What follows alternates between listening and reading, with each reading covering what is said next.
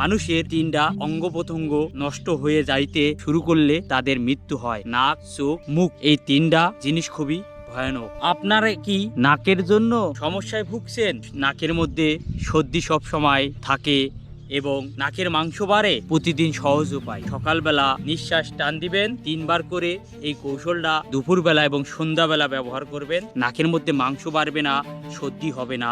2টা নাকের ছিদ্র যাদের ক্লিয়ার না তারা রোগী। 30 সেকেন্ড 40 সেকেন্ড যতক্ষণ আপনার ক্ষমতা হয় ততক্ষণ ধরে রাখবেন নিঃশ্বাসটা। দেখেন কি করে করতে হয়। আবার নাক দিয়েই নিঃশ্বাসটা ছাড়ি দিবেন। মুখ 2 ঠোঁট বন্ধ থাকবে, নাক দিয়ে নেবেন, নাক দিয়ে ছাড়বেন। তাহলে 2টা নাকের ছিদ্র ক্লিয়ার হবে এবং নাকের মধ্যে কোনোদিন সর্দি হবে না এবং মাংস বাড়বে না। একদম বাতাস ঢুকবে সুন্দরভাবে, আবার বের হবে সুন্দরভাবে। দেখেন আবার 2টা নাকের ছিদ্র ক্লিয়ার রাখতে হবে।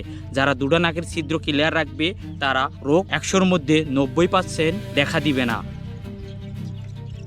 সুস্থ। আমার এই কৌশলটা জাদুর কৌশল। যারা জাদুর কৌশল ব্যবহার করবেন তাদের কোনোদিন সর্দি হবে না নাকের মধ্যে।